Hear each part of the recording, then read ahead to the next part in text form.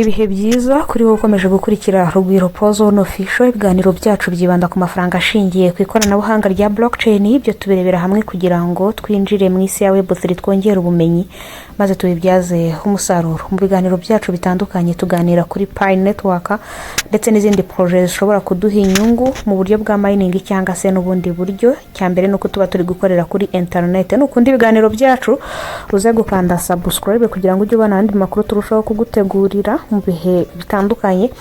Akenshi tubiganiraho ku mu update mashya abasohotse. Hari abantu benshi rero twakomeje kuganira cyane, ndagira ngo mukurikire ikiganiro twateguriwe cyangwa se twagejejweho na bonjour bapiyoniye aho muherereye hose. Amandagira afate kano kanya kugira tube turaganira gatonya ibijanye na n'uyu mushinga wacu. Abona amamiza yacu vraiment araremvye, haba mu bijanye n'amaprotokole, bijanye n'aya ma application dominage, haba n'iyi browser.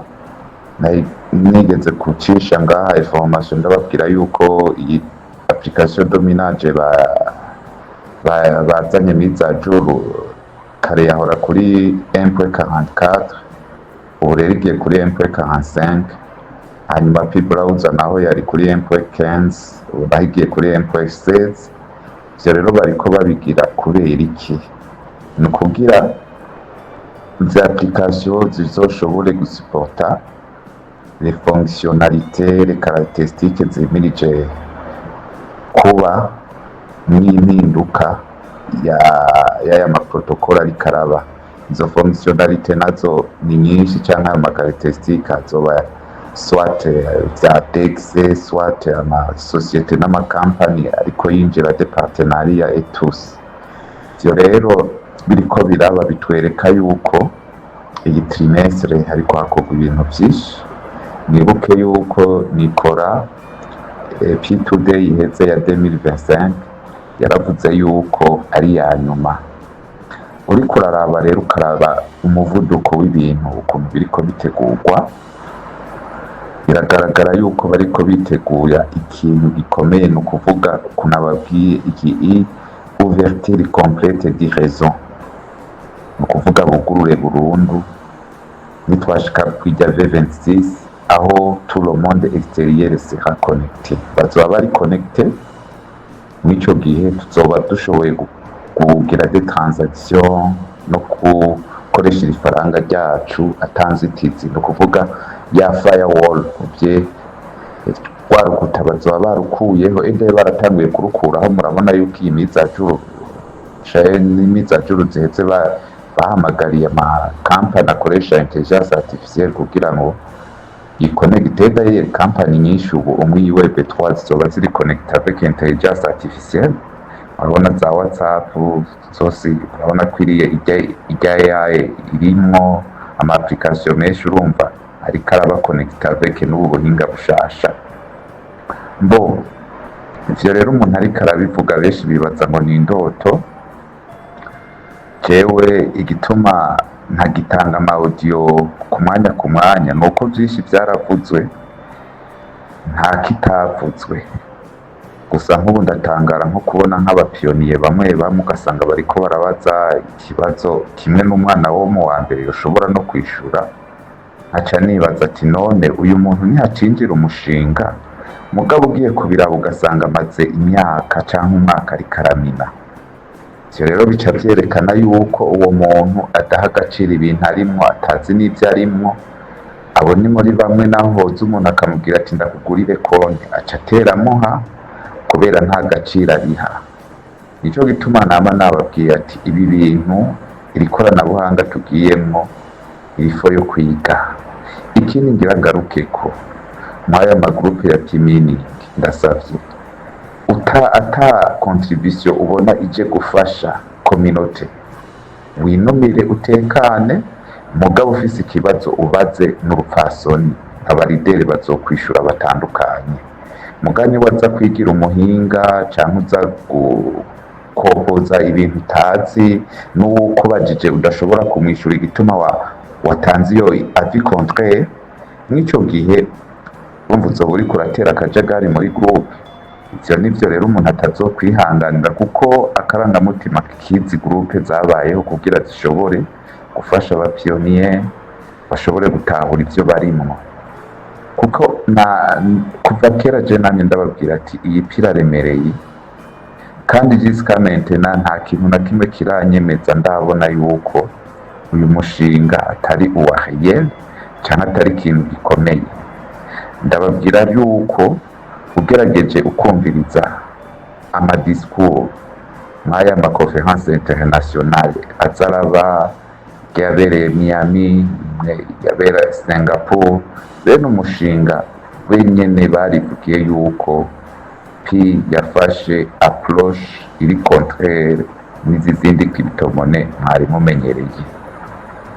Mukanikora yaravuze ijambo bita la propriété na méritocratie. Ico kintu kirakomeye. Murazi ko kuva kera kugira ushobore kuronka ibintu wabironka para relation, biciye muri relation. Ikintu carico cose kugira ushobore kuduga biciye muri relation. Muga pour cette fois-ci ça sera la méritocratie. Iyo méritocratie nayo izoba gute? Biciye muri blockchain, biciye muri nouvelle technologie, biciye muri équation mathématique. C'est-à-dire yuko umwe wese azoronka ico azoronka canke ico azoba, c'est sa contribution na force yiwe. Kubera équation mathématique nta bintu vya relation bizamwo. Abantu bize ibiharuro murabizi, igiharuro ntavyo kuvuga ngo inyishu ngo sinkaba abantu twiza ibintu vy'ama littérature des lettres ko ushobora gutanga ivyiyumviro canke des arguments comme ça bitanga vers une réponse comme ça. Mugabo pour l'équation mathématique la réponse est unique niyo nyene. Rero pour cela, pour le moment avec uyu mushinga, iki kintu bita la méritocratie yaragihagazeko cane na propriété, yaragihagazeko cane ndiko ndavuga iyi méritocratie. Ni ukuvuga Pi ije gutuma ibi vyahora bihari systeme za kera zose zibaho kugira haze ibintu bishasha, aho le monde izoba itwagwa na nouvelle technologie. Iyi nyene tugiyemo, iyi nouvelle technologie mubona turimo. Uyu mushinga rero ntimwibaze ngo urasanzwe. Ni ukuvuga rero kugira ivyo bibe, murabona yuko abakontribuwe kugira bubake iyi Web3. Mukanikora yaravuze ko hariho amaproje menshi yita Web3, mugabo uravye akarangamutima kayo n'ukuntu akora ntaho bitaniye n'izo muri Web2. Pour dire yuko Web3 iri fiable, gushobora kurevolutiona le monde, tukaja mw'iyi nouvelle ère de l'économie. Pour la méritocratie n'uyu mushinga mwamenye. Nkagaruka ku kijanye n'iki kintu c'ama-KYC. Je narababwiye ko valeur ya Pi iri exponentielle, iri illimitée. Ni ukuvuga bobo ils ont pris umu-KYC, umuntu yamenye bagifata ijya multiplicateur ya 10 millions. Ni ukuvuga yuko ijya a 2 millions 248 000 y'amadolari par pimine, ijya bakarikiye kwa bajya 18 millions z'abapionniers bahari bamaze gupasa KYC avec protocole V22. Rero muce mwibaza yuko chaque KYC, umuntu wese agize KYC ni valeur d'ajout. Niyo les 70 millions canke abarenga bapasa KYC, valeur ya Pi izoba ingana gute? Sinzi ko muriko murumva. Equation mathématique ntibesha, ntiri stagnante, iri progressive. Ni ukuvuga plus on ajoute un élément yatribuwa igatanga iyindi valeur. Mumpunge moi je ne suis pas un vrai mathématicien, mugabo uko niko ibintu bimeze. c'est-à-dire un KYC valeur y'umu KYC umuntu yafashije KYC. Nikora yarababwiye yuko amakampani yose kugira ashobore guperfectiona kugira ibikorwa byayo bishobore kumera neza, kuko amarobo arahari, muko ayo marobo ntashobora gukora mu gihe atakoreye ku madone ari fiable y'abantu dans le monde réel, ukuntu muri réagissa comme ça et tout ça. Ari naco gituma umuntu wese afashije KYC aje gukontribuwa kuri perfectionnement y'ayo makampani, igiciba valeur d'ajout, valeur ajoutée, ni kuvuga pi igiciro cayo gica gitera kiba exponentiel. Rero jewe kera naraguma mvuga nti ndiko ndatanga inyigisha abantu twaza turahura nkababwira nti pi igiciro cayo kiraremereye, bijya baguma bavuga vya GCP naravyumva sinavyopoza kubera navyo nyene birafise fondement, kuko byarafashije kugira ngo les pionniers bashobore kumenya valeur ya pi.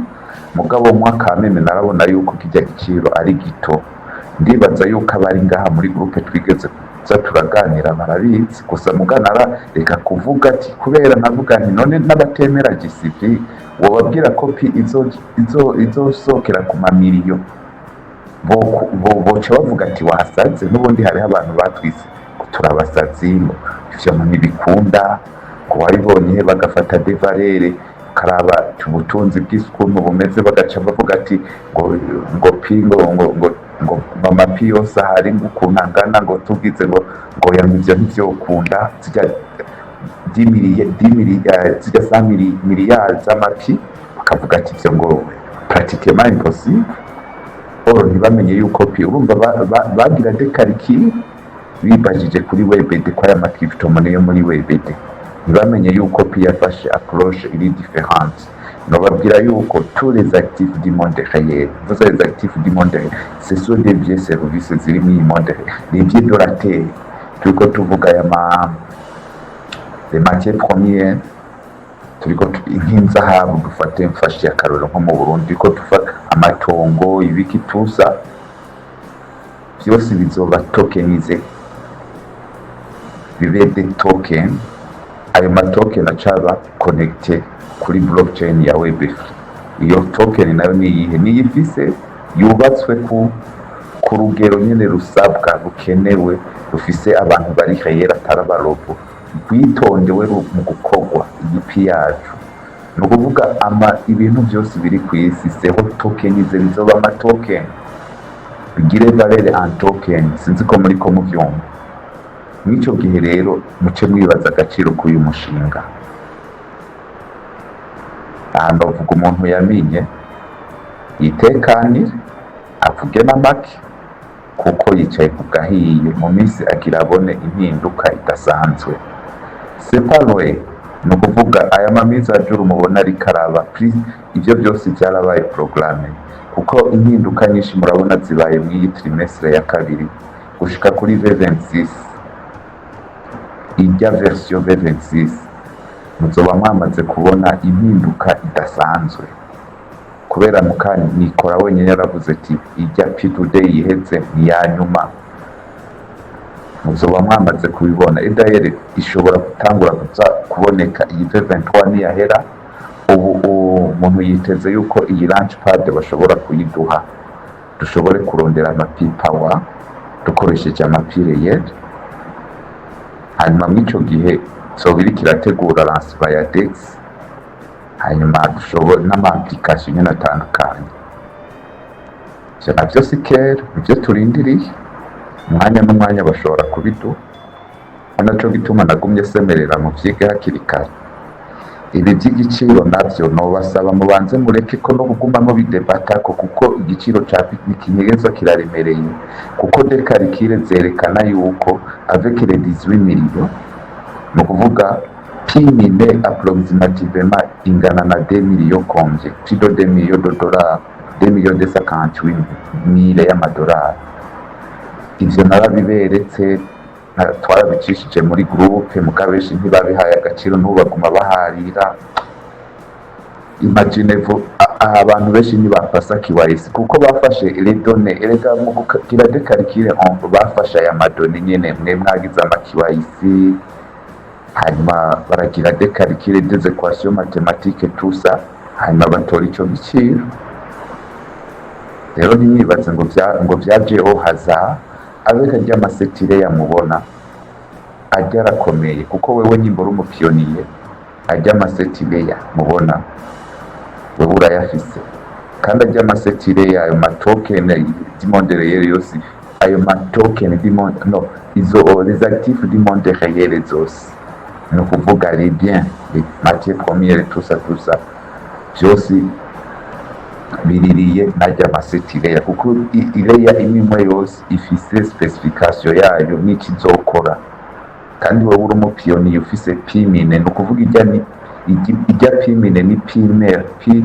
d'origine ijya rero ifise valeur iri exponentielle ntagire rero uzosubira kuguma azana ibintu vy'amavalere mbibiki kuko n'ubu ndatangara kubona hari abantu biyita ngo n'aba influencer baba ku matwitter kandi umenga bo babazi ibintu mugabo baciyumvira ko muri ekonomi traditionnelle kandi bene umushinga mu expose bamba bagira babihakana bavuga ati no twe siyo turi twe twafashe approche iri différente nabo bandi sinzi ko bavyumviriza sinzi ko bafise izindi vize peut-être bafise izindi vize ubye peut-être kubera abo barahenze abafollower babo bakababwira ati ibintu bimeze ukunuku bibagora kugira bihindukize ivyo byose birashoboka bafise izindi nyungu baviza cyangwa ukuntu bo babona urumva abantu biragoye psychology z'abantu ziragoye kugera